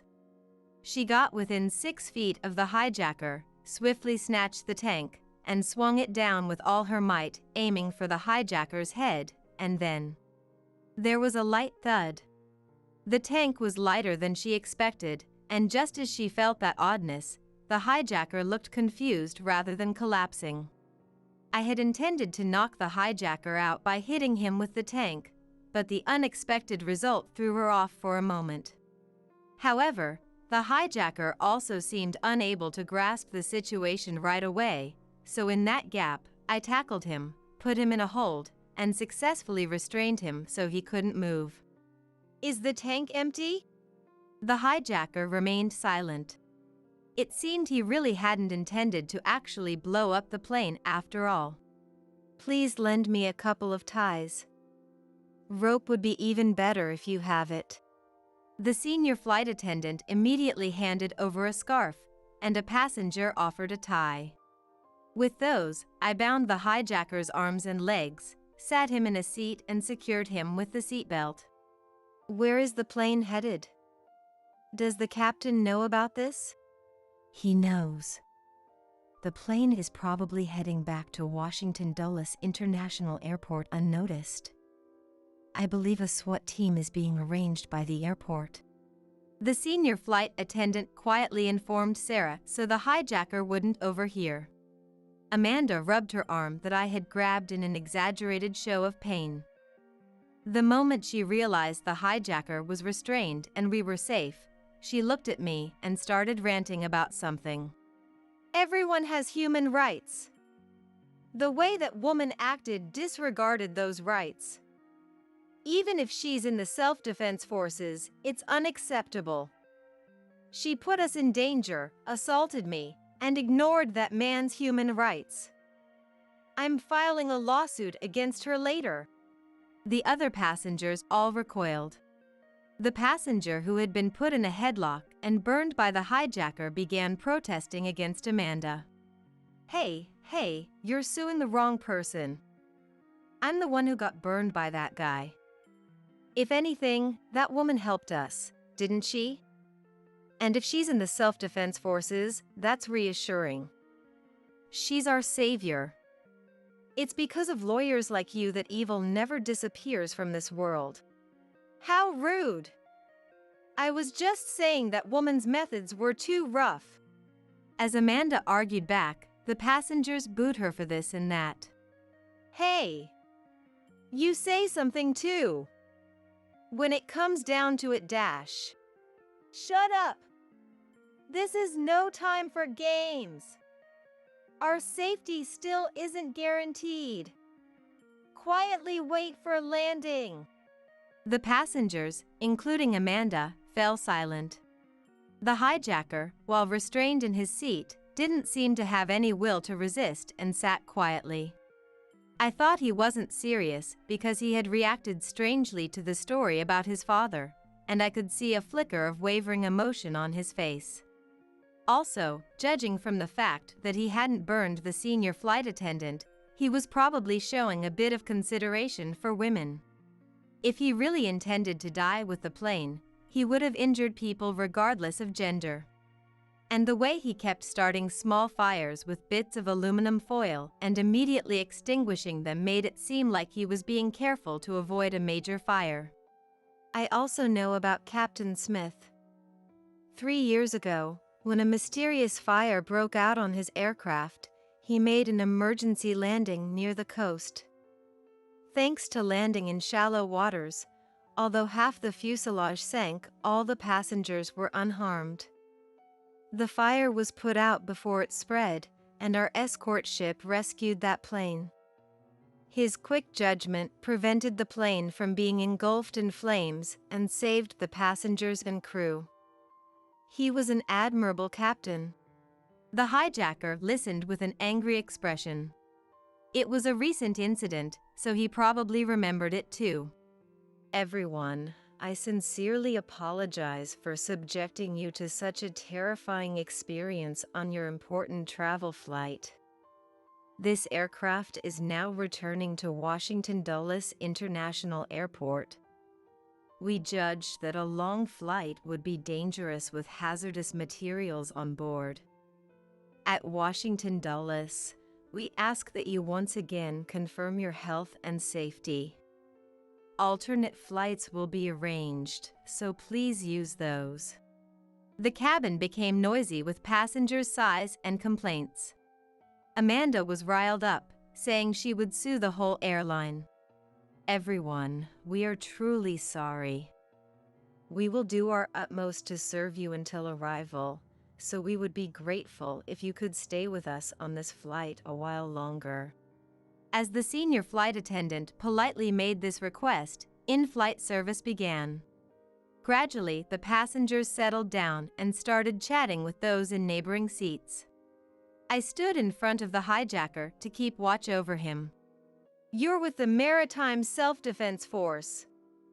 Getting in my way. I serve on an escort ship. I only met Captain Smith during that incident, but I remember him communicating with his wife by radio after being rescued by the escort ship. That's right. Captain Smith always carried a portable radio so he could contact his wife anytime. So they could feel each other's presence even in an emergency. He apparently had his wife get an amateur radio license too. Since I'm in this line of work myself, I found it a very interesting story. He talked about his son too.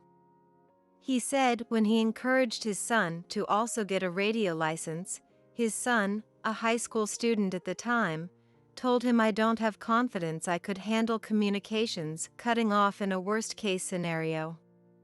Let me hear your final words face to face.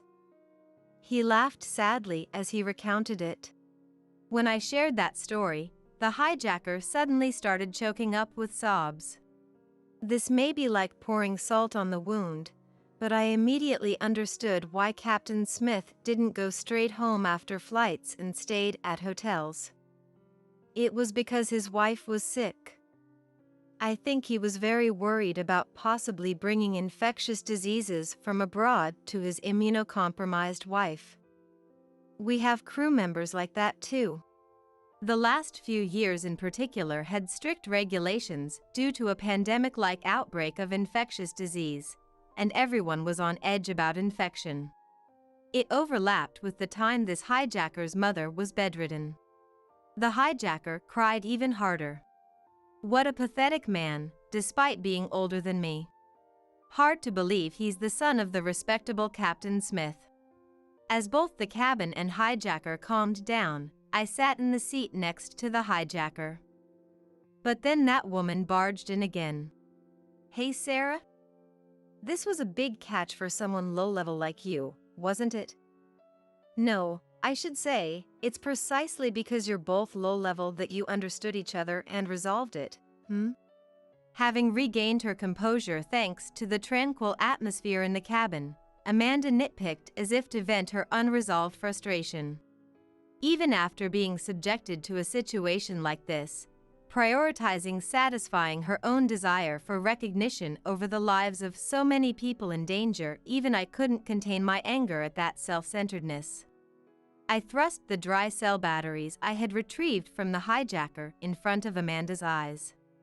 You know, these can easily ignite. Even without aluminum foil, if batteries collide, they can explode. They're not covered with insulation yet. What do you think would happen if I shook them right here? Amanda didn't show any sign of backing down and confidently pushed back. You think you can do that as a member of the self-defense forces? I could film it and send it to the Maritime Self-Defense Force. You might get fired and lose that part-time job-level salary. Did you seriously think I would actually do it here? Think about it a little. I'm telling you, there was that kind of risk the whole time this hijacker was rampaging. With that brain of yours, I'm amazed you can call yourself a Harvard graduate and elite lawyer. You shouldn't brag. It's disrespectful to other Harvard grads and lawyers. Even I, who had ignored her ridiculous posturing until now, couldn't forgive this irresponsibility of not grasping the gravity of the situation. By the way, about this oxygen tank. If it was full and mishandled, we would have been obliterated in an instant. He says it's empty, but it's doubtful he thoroughly checked it was inert by activating it. There's a possibility chemical substances are still inside. Everyone on this plane is still in mortal danger. The cabin fell completely silent all at once. Amanda returned to her seat with an awkward expression, saying nothing. I also scolded the hijacker. The commotion you caused isn't over yet. You will be restrained as a captive until the safety of everyone here is guaranteed, and there's no assurance you yourself will make it back alive. When the hijacker nonchalantly said he didn't care about his own life, I became enraged, grabbed his head, and dug my nails in. I was holding back a bit since you're older and Captain Smith's son, but no more. Get it together already. The hijacker complained that his head hurt where I grabbed him. You have a responsibility to make amends with your life. Even if you don't care, take proper responsibility for the sake of everyone caught up in this flight and for your parents. The hijacker started crying again. I heard Amanda mutter under her breath, "Vulgar woman." The senior flight attendant came to inform me that we would soon prepare for landing, so I should fasten my seatbelt. But first, I stood up and headed towards Amanda. I wanted to deal a final blow so she wouldn't try to one-up me with any more worthless posturing. I'm not going to talk to you anymore after this, but let me just say self-defense force members get travel allowances, you know. Serving on an escort ship involves a lot of overseas travel in particular, so my annual salary is higher than yours. Amanda looked at me with an expression of disbelief. But I graduated from Harvard, so in terms of brand value, you with your high school education. The moment Amanda squeezed out those words in a sore loser's retort, other passengers started heckling her, "Shut up, Harvard woman." There are plenty of Harvard grad lawyers these days. I'm a Harvard-educated doctor, and other jeers flew at Amanda. An announcement played asking passengers to fasten seatbelts in preparation for landing, and the cabin quieted after being cautioned by the flight attendants. Upon landing, we immediately handed the hijacker over to the SWAT team. The SWAT team was surprised to see the hijacker so docile, but when I told them how I had subdued him, they were relieved a self-defense force member had been on board. Amanda was subjected to snide remarks from each passenger walking by. She disembarked with an air of awkwardness, looking crestfallen. It seems she didn't go to Australia after that and hurriedly returned to Boston. I intend to take the rescheduled flight to Australia as planned. After confirming Amanda's name wasn't on the passenger list for the new flight, I finally felt at ease and ready to enjoy my trip. When I returned from Australia, I received a letter of appreciation from the police. The incident was the talk of my Maritime Self-Defense Force workplace. Later, I heard that hijacker was imprisoned and Captain Smith passed away without ever meeting his son again. Just as the hijacker said he wanted revenge, he ended up disgracing his parents' honor. Online, his life story was exposed under headlines like "Pilot's Son Commits Hijacking and Flamed." He's a pitiful man who couldn't properly recognize his parents' love. Even if it was prevented, the crime of toying with people's lives is heavy. Losing the qualifications to receive the parental love he so desired and squandering the chance to understand each other is probably the worst punishment for him. I also heard some trivial follow-up stories. Apparently, Amanda's engagement was broken off due to incompatible personalities, and she's attending various matchmaking parties but has become infamous as an unreasonable person. I heard the rumors from a friend who's also seeking marriage. It even became a bit of a topic online. A video made the rounds of Amanda going on about Harvard and such, painting her as a socially inept woman despite having her life in danger during that hijacking. This has probably made her prospects for marriage even more distant. I returned to serving on the escort ship. It's not a passenger ship, so I don't have to worry about hijackings, but conversely, when we pick up radio communications from planes or ships in that kind of danger, I've started thinking about whether there are ways we can help. Putting even more effort into my work, I get teased more than ever as the next female captain. But I feel this job is worthwhile. Speaking of marriageable age, I still don't have the slightest inkling, but I've started considering having any future family of mine also get radio licenses and thinking more about marriage and family. Around that time, a coworker 3 years my junior who always comes to me for advice about everything tapped me on the shoulder. "What question do you have this time?" "Sarah, I also have a radio license for work, and how about we keep in touch privately by radio too?" I never imagined such a nice prospect would come my way so quickly. I think communication is most important for both work and private life. Let's keep telling each other what we want to say from now on. Yes! A fulfilling life, both public and private, has begun. A year ago, we surely pledged our love to each other.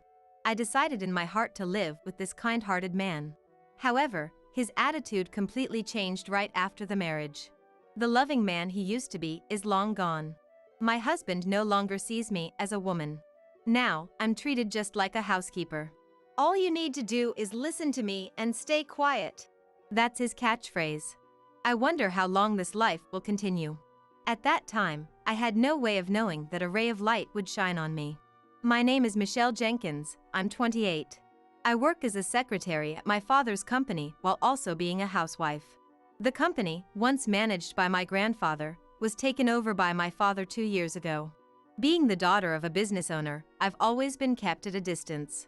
The men who approach me are mostly after money. Of course, I've never really been in love.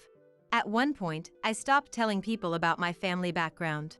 That's when I met the man who would become my husband, a man named David.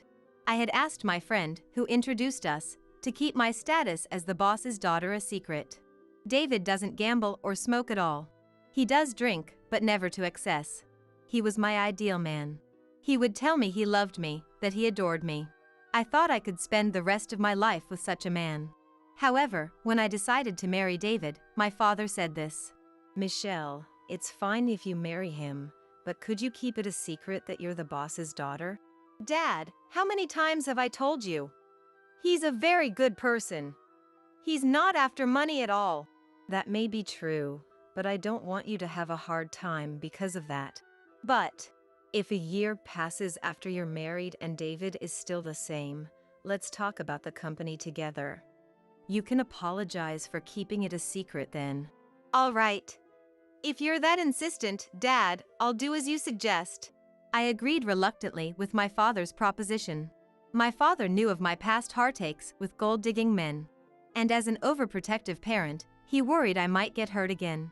I decided I could share the truth with David after a year as per my father's advice. And until then, I would just be an ordinary secretary. And so, under these circumstances, David and I got married. Now, a year after our wedding, I still haven't revealed the truth to him. The reason is simple. He is no longer the kind man he used to be. As soon as we got married, his behavior became cold and distant. He would come home from work, already in a foul mood, and began to nitpick at the dinners I prepared. Hamburgers for dinner, again? We're not children. Can't you think of anything else? But, David, you used to love my burgers, didn't you? I've made them countless times before. Don't talk back. You're always short on dishes. Besides the easy dishes like salad and soup, you should be able to make at least 5 other dishes. 5 dishes. That's a lot. I have work too, you know. I can't manage that much. What? When I tell you to do something, you do it. I married you, so you should listen to what I say. I'm sorry. The warmth and kindness he used to show were gone, replaced by a coldness as harsh as ice. At the time, I only thought he must have had a bad day, but his behavior started to get worse. By the time half a year of our marriage had passed, David had become a full-fledged tyrant. Not just about the cooking, he would complain about everything from the way I folded the laundry to how I cleaned the house. If I tried to protest even a bit, he would yell at me with a terrifying look on his face.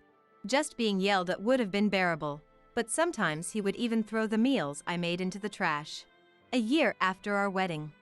His tyrannical behavior hasn't changed, and if anything, it's getting worse. Just the other day, I was delayed at work and didn't get home until after 7 p.m. As soon as I said, "I'm home," he started yelling. You're late. What time do you think it is? I'm sorry. Work just got a bit out of hand. I'll start on dinner right away. Work got out of hand? A mere secretary like you don't have that much work to warrant staying late. But I really did. I'm handling some accounting tasks too, so there's a lot to process. Don't talk back to me. It's unthinkable for a woman to come home later than her husband. Next time, if you come back later than me, you're quitting your job. That's not fair. From fear of David, I couldn't talk back. Looking back, I wonder if I should have left him sooner. But I was pushing against the worry of my parents when I married. I couldn't reveal the truth. I didn't want to sadden my mom and dad. So, I silently bore it all by myself. Then one day at work, during a break, my father called me into the reception room. I often went in and out of the reception room because I often assisted my father as his secretary. As I entered, my father was already inside. "What's up?" I asked. My father, looking pleased, replied, It's been a year since you got married to David, right? I think it's about time you told him the truth as promised. Oh, yeah, we had that agreement. "Is something wrong? You don't seem happy. Didn't you say that David wasn't after the money?" Well, yes, but it's just, right now, it's a bit. Seeing my troubled expression, my father smiled and tried to comfort me, patting my shoulder. "Did you have a fight with David?" "Well, you're both young and newlywed. I guess it's inevitable. My wife and I also had our fair share of arguments back in the day. But look at us now, still happily together. I'm sure you'll be okay, Michelle." It's not exactly a fight. Don't worry, everything will be all right. I mean, every couple has their share of arguments, right? "Well, I suppose you're right." Anything else bothering you? "No, nothing really. I'm okay. But I guess I want to wait for things to settle down a bit before I talk to him." Haha. Well, don't let it get you down too much. A little marital spat is pretty common. It seemed my father thought we were just having a minor argument. To avoid worrying my parents, I hadn't consulted them about my husband up until now.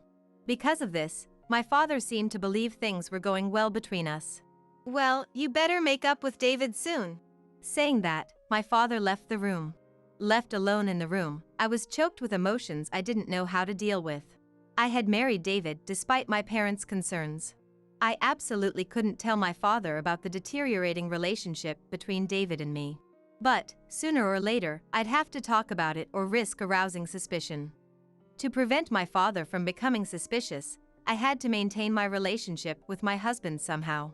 And if possible, I wanted to steer our relationship in a positive direction. That night, I came home on time to talk with David, waiting for him to return.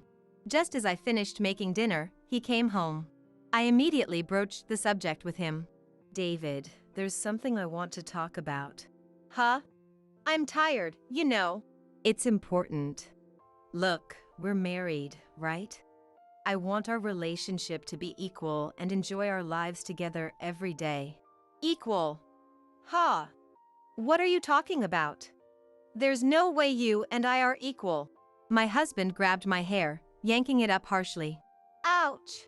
I couldn't help but cry out, but he didn't let go. As if mocking my wincing face, he slowly opened his mouth. Listen well. I'm the one who did you the favor of marrying you. Be grateful that I deigned to marry a plain and useless woman like you. Did me the favor? David, didn't you say you loved me? Don't make me laugh. I just pretended to like you because you seemed obedient and would be a handy housekeeper. That's not true. You just need to be quiet and listen to me, housekeeper. With these words, he yanked my hair towards his face. From that day on, I gave up hoping. There was no chance of us being equals. And I didn't want to worry my parents, nor could I get a divorce. My appetite dwindled day by day, and I ended up just living with my roommate, my husband. Then one day, while living such a life, I woke up feeling completely exhausted. My head hurts, and I feel a chill. When I took my temperature, it was a whopping 104 degrees Fahrenheit. I forced my aching body to sit up and called out to my husband. David, I'm sorry. I don't think I can make breakfast today. What? Why not? I've got a fever of 104. I'm in so much pain. Can I just stay in bed for the day?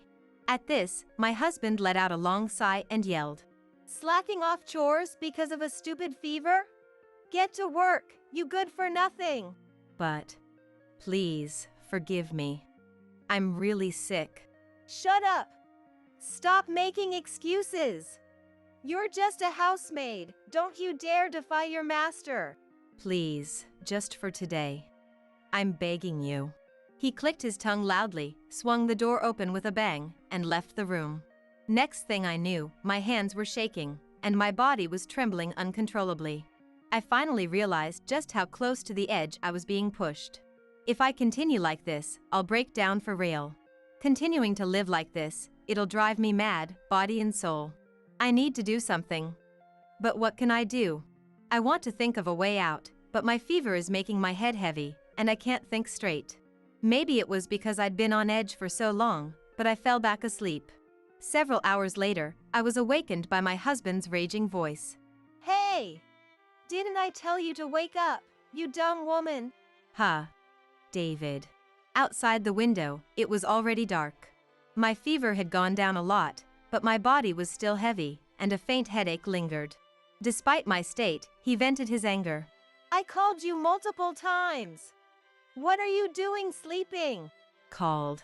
I sent you a text saying, I'm bringing my boss home, prepare drinks and snacks, didn't I? Huh, wait a minute. You knew I was sick today, right? And yet, you brought your boss home. I invited him to continue drinking at home. My promotion depends on this.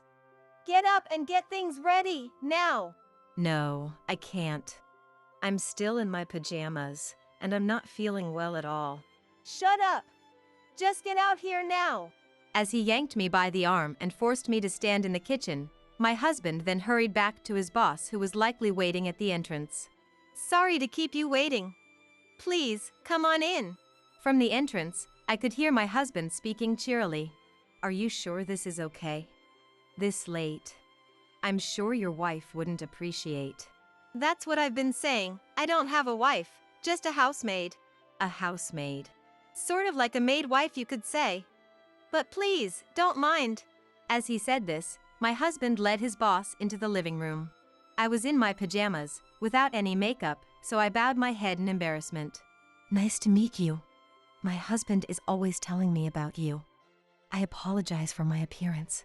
I'm the section chief, Mr. Smith. I'm sorry for intruding so suddenly. Please, don't mind me. I'll prepare something right away. As I returned to the kitchen, hiding my face, my husband let out a tirade. Hey! Get a move on and make something! You're absolutely useless! I'm sorry, just wait a little bit longer. Instead of opening your mouth, move your hands!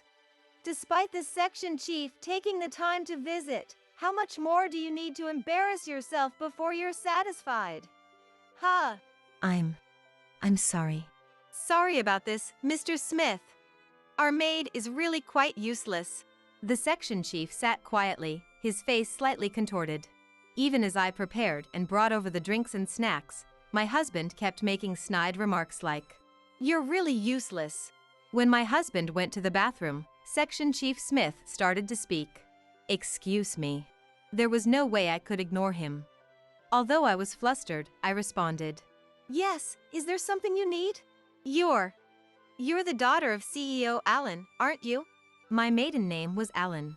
He was referring to CEO Allen, my father. What? How did you? I had previously visited your father's company regarding a business deal. You served me tea then, didn't you? Wait, you were, from that time? I usually attended all interactions with our business partners. Each time, I served tea and was introduced as the daughter of Mr. Allen. And Smith, he was one of those people. I was informed that David's workplace had become a client of my father's company, but I had not yet told my father that David was working at Smith's company. While glancing towards the bathroom, Smith continued in a hushed tone. What's up with your husband's behavior? Is he always like this at home? Yes. I can't believe what you've been through. Why haven't you told Mr. Allen? That is. Regardless, we can't let this continue. Leave it to me. Smith, while looking at me straight in the eyes, quickly packed up his things and left.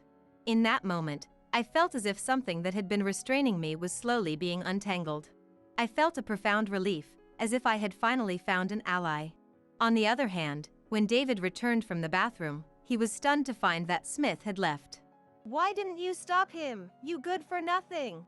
Despite his shouting, I decided to trust in Smith's words and endure it.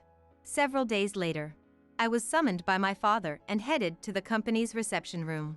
Upon entering, I found Smith and a pale-looking David. What? Why is David here? And Smith, you're here too. I was confused, unable to understand the situation. In the tense atmosphere, my father started speaking with a stern expression. I heard from Smith.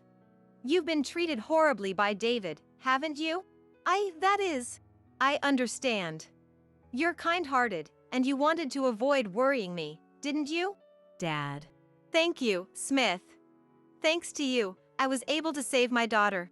At my father's words, Smith bowed his head. Immediately afterwards, my father shot a withering glare at the ashen-faced David and coldly stated, David, I can't believe you turned out to be such a scumbag. I shouldn't have let you marry my daughter. Wait, please!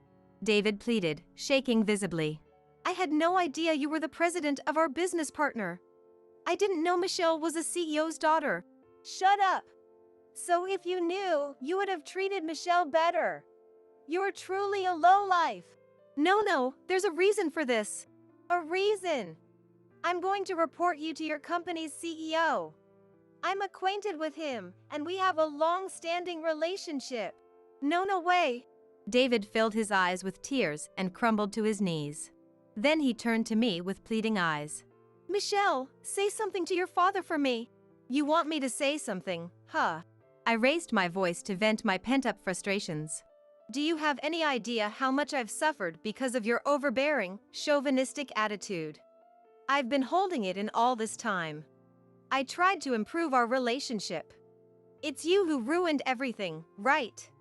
Treating me like a housemaid and constantly berating me. Do you know how humiliating that was? Wait, Michelle. Please forgive me. Shut up. Don't you dare casually call me by my name. No matter how much you apologize, I will never forgive you. I don't care if you fall into hardship, you get what you deserve. If you understand, never show up in front of me again. Stay out of my life forever. At the end of my outburst, David started crying uncontrollably. Smith grabbed his arm, bowed, and left the reception room. Afterwards, David and I got divorced.